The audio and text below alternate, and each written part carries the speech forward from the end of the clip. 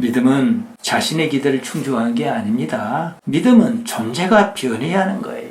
육신은 존재의 변화를 원하지 않습니다. 육신의 요구를 믿는다면 예수님을 믿을 이유가 없어요. 그런 상태에서는 믿는다고 해도 믿지 않는 것입니다. 사람들이 예수님을 눈앞에 두고도 어째서 믿지 않았을 것 같습니까? 자기가 기대하는 예수님이 아니었어요. 그들은 자기의 꿈을 이루어줄 메시아를 원했습니다. 자기 자신을 바꾸는 메시아는 원하지 않았습니다. 그래서 하나님의 영광보다 사람의 영광을 더 사랑했습니다.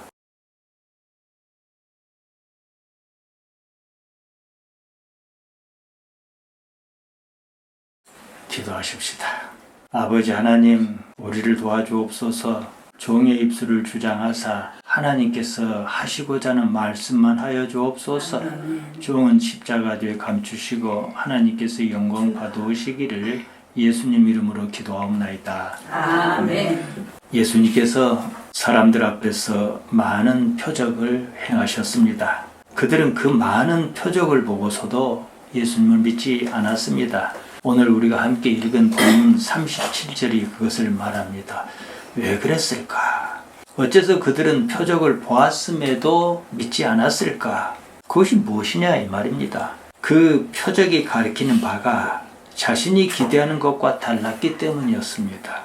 아무리 성경을 읽어도요, 자신의 기대에 맞추어 성경을 읽으면 성경이 무엇을 말하는 것인지 알 수가 없습니다.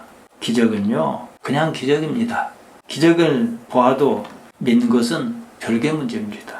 복음서에서 보면 예수님의 제자도 사실 예수님을 믿지 않았습니다. 자기가 기대하는 그것을 믿었습니다. 제자는 예수님을 오해했습니다. 다만 함께 하는 중에 예수님을 사랑했습니다. 이런 관계가 결국은 믿음으로 이어졌습니다. 가룟 유다는 그러지 못했습니다. 중도에 이탈하지 않았습니까? 예수님께서도 제자의 이런 한계를 아셨습니다. 그래서 관계로 이끄셨던 것입니다. 요한복음 21장에 보면 부활하신 예수님께서 시몬 베드로에게 이렇게 말씀하시는 거예요. 내가 나를 사랑하느냐? 이렇게 3번을 연거푸 질문하셨습니다. 예수님께서 베드로에게 어째서 내가 나를 사랑하느냐고 다짐하듯 물으셨겠습니까? 정말로 예수님을 사랑한다면 그것이 조금 있다 믿음으로 이어질 것이기 때문이었습니다. 그래서 제가 지난 5월 17일자 설교에서 믿음 이전의 관계라는 것을 말씀드렸던 겁니다. 처음부터 믿음을 논할 수는 없습니다. 약간의 훈련이 필요합니다. 믿는다고 해서 그것이 곧 믿음은 아니에요. 어떤 관계냐는 것이 믿음보다 한 발 앞섭니다. 예수님의 사역은 승천으로 완성합니다. 당시 베드로에게 내가 나를 사랑하느냐고 질문하신 때는 예수님께서 부활하셨으나 아직은 승천하시기 전이었습니다. 예수님의 승천은 다른 세계로 진입을 말합니다. 이제 제자는 그 세계를 사모할 것입니다. 사도행전을 보세요. 제자가 어떻게 살았는지 말입니다. 우리가 성경에서 예수님의 제자를 봅니다. 복음서의 제자와 사도행전의 제자가 완전히 다릅니다. 사람이 달라졌습니다. 사실은요, 그 사람이 그 사람이었습니다. 똑같은 사람이 달라졌습니다. 무엇이 어떻게 해서 달라졌을까? 자기 기대가 바뀌어서 달라진 겁니다. 기독신앙은 바로 이 문제입니다. 복음서에서 제자는 예수님을 만나 자기의 기대를 이루려고 했습니다. 어느 날 임자를 만났습니다. 예수님이었어요. 예루살렘이 점점 가까워졌습니다. 이제 자기의 기대가 이루어질 것이었습니다. 기대에 한껏 부풀었습니다. 자기 믿음이 이루어지는 순간이었습니다. 웬걸 그렇게 믿었건만 예수님께서 그만 십자가에 달려 돌아가시고 말았습니다. 여러분이 이때 제자가 느꼈을 충격을 이해할 수 있어야 합니다. 하늘이 무너졌을 것입니다. 자기의 기대가 물거품으로 변했습니다. 생업을 버리고 3년이 넘도록 거기다 인생을 쏟아 부었습니다. 마가복음 8장 28절에서 이렇게 말합니다. 모든 것을 버리고 주를 쫓았나이다 이랬습니다. 사실이었습니다. 제자가 예수님과 어떤 관계였습니까? 자기가 믿었던 그 믿음이 순식간에 통째로 정말로 물거품처럼 사라졌습니다. 이때까지 기대했던 것이 깡그리 깨졌습니다. 바로 거기서 자기가 무너졌다는 말씀입니다. 자기가 무너지자 세상이 바뀌었습니다. 세상이 달라졌어요. 사실 세상은 하나도 바뀌지 않았습니다. 자기가 바뀌었습니다. 그때부터 제자는 그 전에 제자가 아니었습니다. 다른 세상을 살았다는 얘기예요. 이게 사도행전이 우리에게 전해주는 겁니다. 이게 복음이에요. 저의 이 설교를 적은 사람이 인터넷으로 접할 겁니다. 저는 참으로 궁금합니다. 이 대목을 얼마나 이해할까 하고 말이에요. 여러분은 오랜 세월을 저와 함께 꾸준히 말씀을 나누었습니다. 인터넷으로 접하는 설교는요, 마음에 쓰이면 좀 보다가 말다가 그래요. 그러니까 얼마나 들어오겠습니까? 꾸준히 강제적으로 이렇게 붙들고 있으면서 말씀을 나누어야지 이해가 갈등갈등 할 텐데, 보고 싶으면 보고 말고 싶으면 마는데 얼마나 은혜가 있겠어요. 거기다 교감성을 기대할 수 없습니다. 물론 그런 중에도 아주 소수의 사람은 제가 전하는 복음을 진지하게 듣긴 합니다. 이런 상황과 제자가 예수님과 함께 했을 상황을 어떻게 비교하겠습니까? 동고동락했습니다. 많은 얘기를 나눴지 않겠습니까? 공감하는 게 있었을 테고 말이지요. 전도자로서 저는 이런 점이 참으로 안타깝습니다. 37절입니다.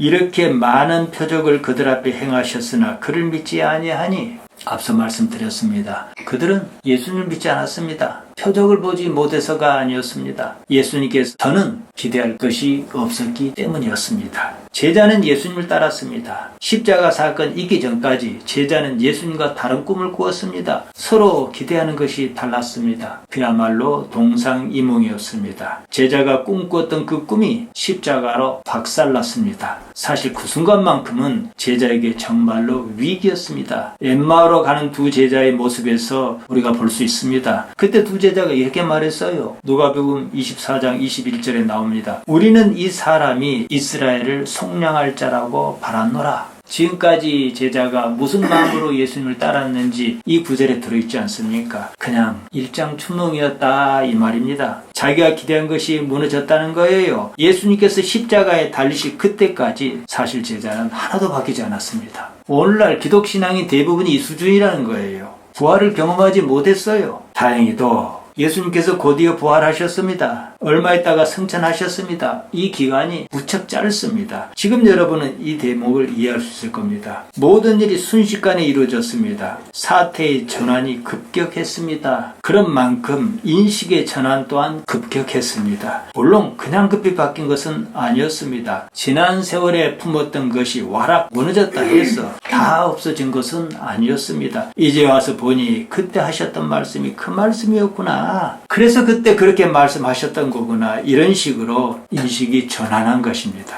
자기의 기대를 믿는 것에서 이제 비로소 예수님을 믿는 것으로 믿음의 전환이 이루어졌습니다. 오늘날 기독신앙인의 가장 큰 문제는 이런 인식의 전환이 없다는 겁니다. 여전히 자기가 믿고 싶은 것을 믿습니다. 예수님께서 무슨 말씀을 하셨는가 그것은 중요하지 않습니다. 그저 자기가 바라는 것 그것을 기대하고 믿습니다. 여전히 자기가 기대하는 것 자기가 이루고 싶은 것입니다. 그것을 이루겠다고 그럽니다. 회개 아니 메타노이아가 없습니다. 마음의 변화는 기대하지도 않습니다. 사도 바울은 로마서 12장 1절과 2절에서 마음의 변화가 참다운 예배라고 했습니다.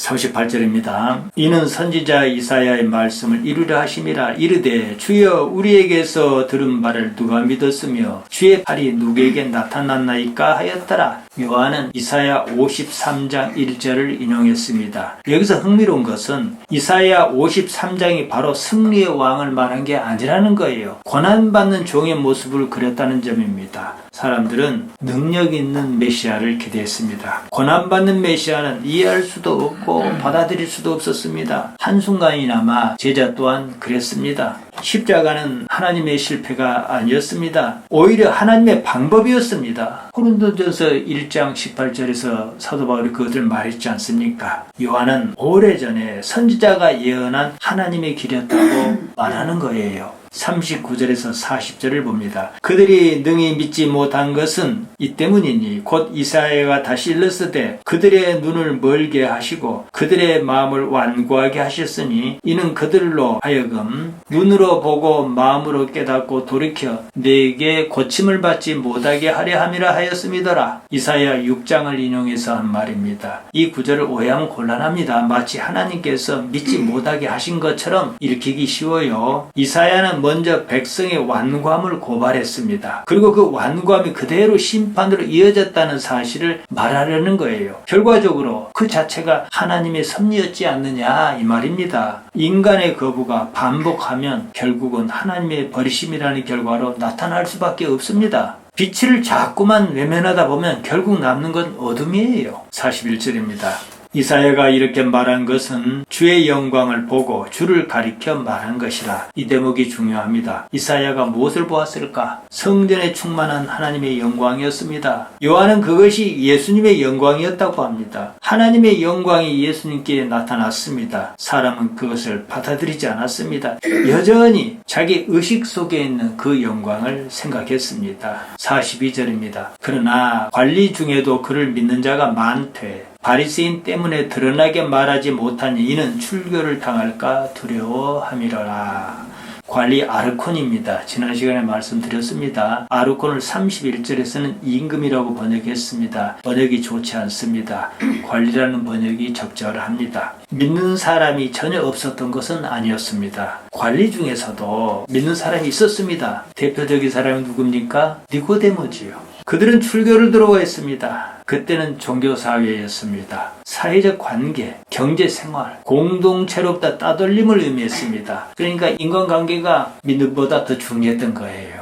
그들은 믿는다고 했지만 사실은 믿는 것이 아니었습니다. 다음 절에 나옵니다. 43절이에요. 그들은 사람의 영광을 하나님의 영광보다 더 사랑하였더라. 우리 교회가 이렇게 어렵다고 말하기엔 좀 민망합니다. 우리는 그렇게 안 느끼니까. 그러나 이런 게 뭡니까? 사람의 영광보다 하나님의 영광을 더 바란 것이 아니겠습니까? 아멘. 이 구절은 오늘 보면 전체를 마무리하는 구절입니다. 영광은 단순히 명예를 얻는 게 아니에요. 누구에게 인정받으며 사는가? 누구의 평가로 자신의 존재를 확인하는가? 이런 의미입니다. 그들은 하나님을 부정하지는 않았습니다. 하나님을 원했습니다. 동시에 다른 사람이 자기를 인정해 주는 것을 더 바랬습니다. 하나님은 손에 잡히지 않습니다. 그 때문에 양다리 걸치듯 하다가 결정적인 순간에 이르면 사람이 알아주는 쪽을 선택합니다. 이것이 요한이 말하는 믿음의 걸림돌입니다. 사람의 영광을 붙든다는 것은 결국 자기 존재를 다른 사람의 평가 위에 세우는 사람을 말합니다. 남에 의한 나만 있어요. 그게 실제 나냐 이 말이지요. 반대로 하나님의 영광을 사랑한다는 것은 다른 사람이 나를 알아주는 것이 중요한 게 아니라 하나님 안에서 새로운 존재로 살아가는 것이 더 중요하다. 이 가치를 느끼는 거예요.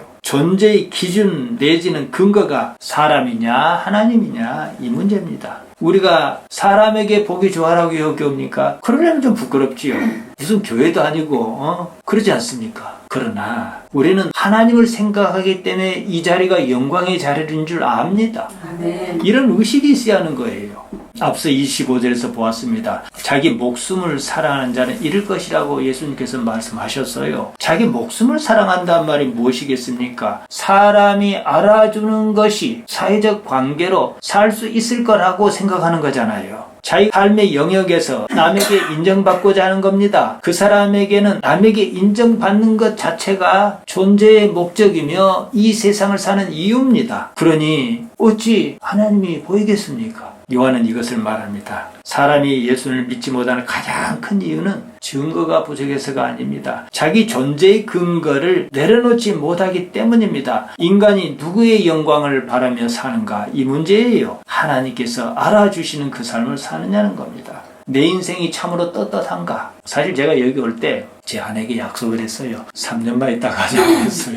그런데 30년을 훌쩍 넘어버리지 않습니까? 돌이켜보면은 하나님 빼놓고 제 인생을 생각할 수는 없습니다. 이것이 저는 목사이기 전에 신앙인으로서 큰 자산이라는 거예요. 여러분도 그럴 겁니다. 여러분 인생에서 하나님 빼놓고 생각할 수 있는 게 있습니까? 이걸 붙으셔야 하는 거예요. 사람들이 예수님을 눈앞에 두고도 어째서 믿지 않았을 것 같습니까? 표적이 부족해서가 아니었습니다. 예수님의 능력을 보지 못해서가 아니었습니다. 자기가 기대하는 예수님이 아니었어요. 그들은 자기의 꿈을 이루어줄 메시아를 원했습니다. 자기 자신을 바꾸는 메시아는 원하지 않았습니다. 그래서 하나님의 영광보다 사람의 영광을 더 사랑했습니다. 여기서 한 가지 사실을 놓치지 말아야 합니다. 복음서의 제자 또한 처음에는 그들과 다르지 않았다는 거예요. 제자 또한 예수님을 믿은 것이 아니었습니다. 예수님에 대한 자기의 기대를 믿었습니다. 그 때문에 예수님의 십자가는 제자에게 사실은 실패였습니다. 엠마오로 가던 두 제자가 우리는 이 사람이 이스라엘 속량할 자라고 바라노라고 한 말이 바로 그겁니다. 그들의 믿음이 무너졌습니다. 그 믿음은 무너져야 합니다.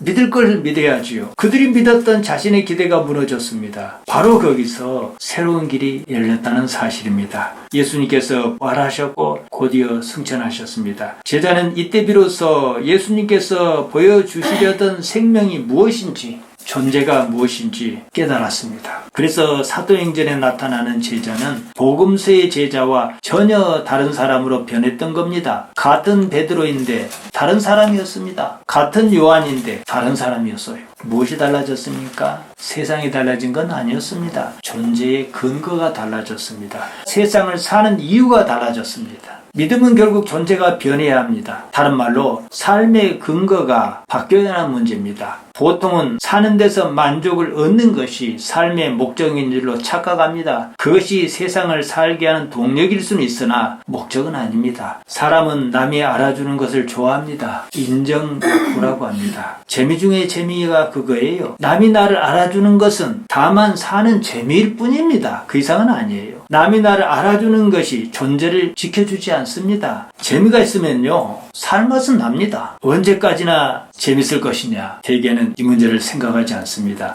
재미도 계속 있으면 재미가 없습니다. 도박장에서 돈을 걸었습니다. 누가 도박에 빠집니까? 한 번 돈을 딴 경험이 있는 사람이 거기에 빠져요. 돈을 땄어요. 그런데 말입니다. 판이 바뀔 때마다 돈을 땄다고 합시다. 그러기를 바라겠지만 그런다면 재미가 있겠는가? 재미가 없지요. 이렇게도 하고 따기도 하고 간들간들 해야 재미가 있지. 이 정도는 생각해야 해요. 어쩌다 돈을 따면 우리 뇌는 그것을 쾌감으로 받아들입니다. 그냥 재밌어요. 재미는요, 그냥 재미입니다. 재밌으면 좋을 뿐이에요. 그뿐이에요. 그렇다고 재미가 삶의 목적일 수는 없어요. 재미를 추구하여 살 수는 없는 노릇 아닙니까? 존재는 재미의 문제가 아닙니다. 복을 받는 것은 좋은 일입니다. 참으로 재미있는 일입니다. 복을 받아야 하니까 복을 받기 전까지는 그 일이 목적인 것처럼 느낍니다. 궁극적으로 복을 받는 것이 삶의 목적이냐 이 말입니다. 이 정도는 생각해야 합니다.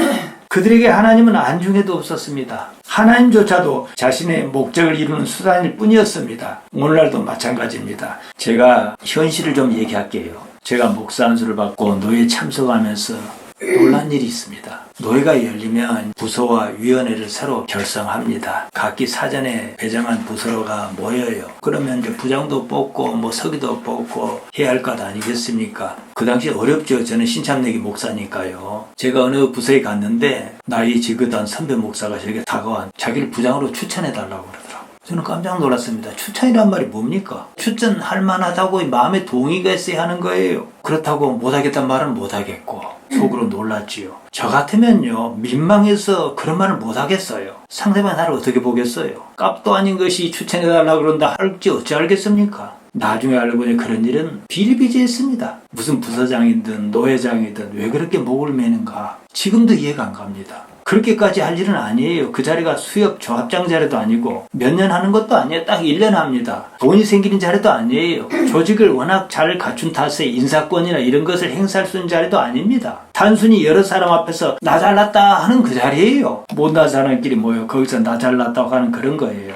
사람에게는요, 이런 인정 욕구가 있습니다. 그것이 그렇게 강한 것인가 하고 저는 의아했습니다. 나중에는 이해가 갔습니다. 잘난 것이 없는 사람일수록, 자기 자존감이 약한 사람일수록 그런 성향이 더욱 크다는 사실이었습니다. 자기 스스로 잘난 사람은 구태 그렇게까지 안 합니다. 잘나지 못했다고 욕구 자체가 없는 건 아니에요. 욕구를 드러낼 기회가 없었습니다. 억눌린 욕구가 기회를 만나 더 크게 나타납니다. 꽃봉오리가 기회를 만나 활짝 피듯 만개하는 거예요. 종교사에서는 이런 일이 상상 이상으로 심합니다. 종교의 가장 큰 적이 뭔지 압니까? 외식이에요. 예수님께서 가장 심한 욕을 하셨어요. 독사의 자식들아. 우리식으로는 독사의 자식을 하니까 좀 점잖게 말씀하신 거 같아요. 우리 표현하면 야이 개자식들아 이 말이에요. 이것은 결국 자기 존재를 망실하는 결과를 빚습니다. 종교에서 해악 중에 해악입니다. 지난번에 시차례가 열렸습니다. 짐작은 했습니다. 곱게 도운 적은 없습니다. 교회 건물이 불이라도 나면 너도 나도 돕습니다. 교회 건물이 철거를 당했다고 하니까 도울 생각이 없는 거예요. 도와보았자 인정받을 일이 없지요. 자기 돈을 내는 것도 아닌데 돕고 싶지 않은 겁니다. 안 돕고 말면 좋은데 본질과 상관없는 이야기를 끄집어내어 돕지 말아야 한다, 이런 논리를 펴옵니다. 이번에 딱 그랬습니다. 제가 유명한 사람이었다면 그랬겠는가.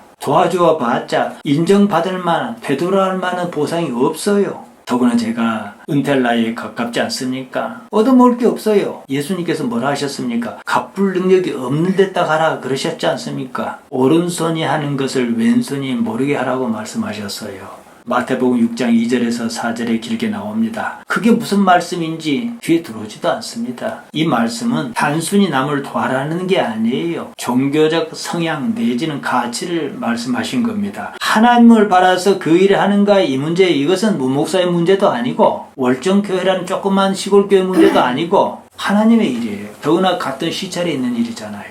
입으로는 주야장천 하나님을 말하면서도 그 안에는 하나님이 없습니다. 하나님이 없으니 도울 일이 없는 거지요. 이게 현실이에요. 사실을 생각해보면 교회 건물이 불난 것보다 철거당한 것이 도움이 더 필요합니다. 건물이 불이 나면 땅이라도 남습니다. 우리는 땅까지도 빼앗겼습니다. 이처럼 존재와 아무런 상관이 없는 인정 욕구는 존재를 그르칩니다. 거기에 시기심이 교묘하게 개입해 아주 비신앙적인 판단을 합니다. 거기서 무슨 예수님을 믿는 신앙을 기대하겠습니까? 우리가 요한복음을 장과 절의 순서를 따라 톱어봅니다. 일찍이 요한복음 5장에서 보았습니다. 예수님께서 요한복음 5장 44절에서 이렇게 말씀하셨습니다. 너희가 서로 영광을 취하고 유일하신 하나님께로부터는 영광을 구하지 아니하니 어찌 나를 믿을 수 있느냐? 이미 글렀습니다. 남이 나를 알아주는 것 자체는 나쁘지 않아요. 잘나서 잘났다고 하는 것이야 무슨 문제이겠습니까? 잘난 것도 없으면서 잘난 차니까 문제라는 것이지요. 일찍이 사도 바울도 고린도전서에서 그 말을 했습니다. 하나님의 목적이 아니라 자기가 잘났다고 하려는 것이 목적이에요. 세속적 인간은 그것을 위해서 합니다. 종교의 깊은 경지는 홀로 있을 수 있는가, 이 문제입니다. 도를 닦고 그 경지에 이르는 일을 혼자 사는 일입니다. 남이 해주는 게 아니에요. 우리가 예수님의 제자가 출신이 어떠한가 잘 압니다. 정말로 잘난 것이 없는 사람이었습니다. 제자를 비하해서 하는 말이 아닙니다. 예수님께서 어째서 잘난 것이 없는 그런 사람을 선택하셨는가 우리가 이해하지 않습니까? 그런 제자가 예수님을 만남으로 존재의 새로운 국면을 접했습니다. 누가복음 11장에는 의미심장한 사건이 나옵니다. 베드로는 어부였습니다. 밤새도록 그물을 던졌습니다. 아무것도 잡지 못했습니다. 예수님의 말씀에 따라 다시 그물을 내렸습니다. 물고기가 그물에 엄청나게 걸렸습니다. 베드로는 무척 놀랐습니다. 기적 자체에 놀란 게 아니었습니다. 이렇게 말했어요. 주여 나를 떠나소서, 나는 하마르톨로스로소이다 그랬습니다.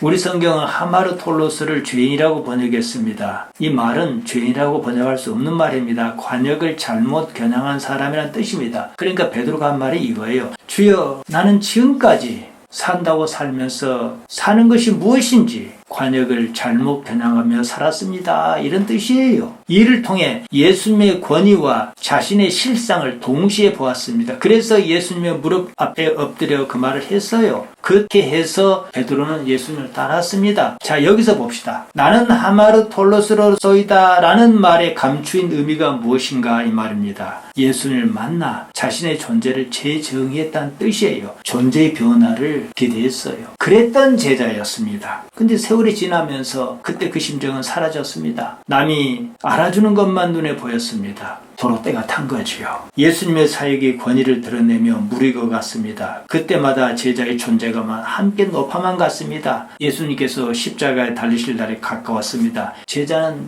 전혀 눈치채지 못했습니다. 마음이 이미 다른 데 가 있었습니다. 예수님 일행이 예루살렘으로 가는 중이었습니다. 사마리아의 한 마을을 거쳐 가야 했습니다. 마을 사람이 거절했어요. 받아들여주지 않았습니다. 이런 상황에서 제자가 어떻게 말했는지 아십니까? 누가복음 9장 53절에 나옵니다. 제자 야고보와 요한이 이를 보고 이르되 주여 우리가 불을 명하여 하늘로부터 내려 저들을 멸하라 하기를 원하시나이까? 주여 싹 쓸어버립시다.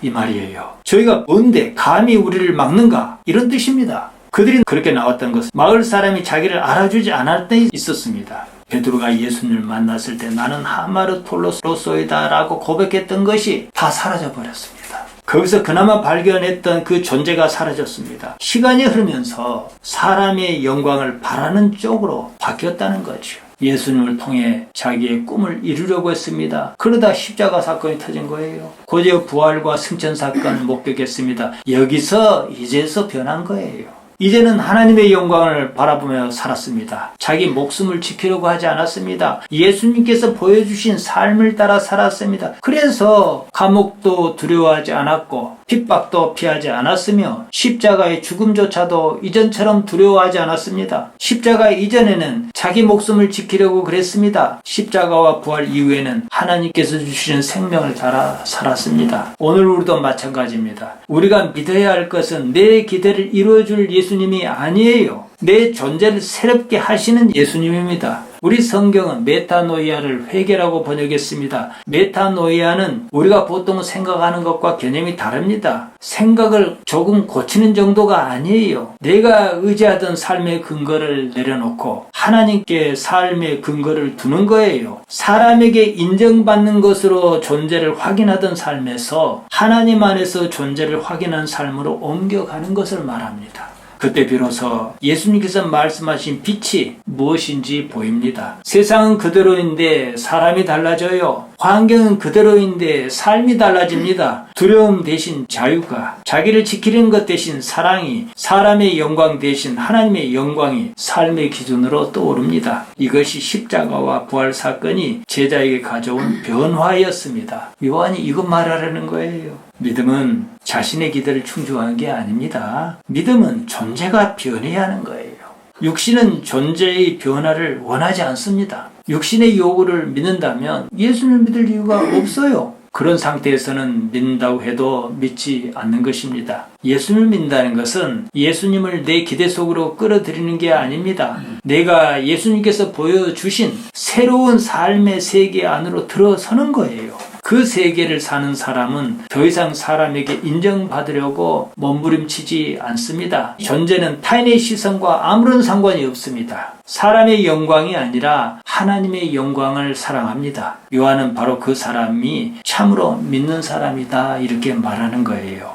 이 삶은 영원하지 않습니다. 이러다 맙니다. 반드시 다른 삶이어야 합니다. 이런 삶이 아니라 새로운 존재의 삶이어야 해요. 죽기 전에 누구나 존재 자체가 바뀌어 있어야 합니다. 여러분이 예수님을 믿기로 했습니다. 그렇다면 남은 인생을 참다운 믿음의 사람으로 살기를 바랍니다. 아멘. 하나님 우리 아버지, 우리에게 말씀을 주셨나이다. 하나님의 영광만 보고 살게 하여 주옵소서. 그로써 이 세상을 살 때에 하나님께서 어찌 우리 아버지신지 이런 일 저런 일 모든 일 위해서 나타나 주옵소서. 예수님 이름으로 기도하옵나이다. 아멘. 아멘.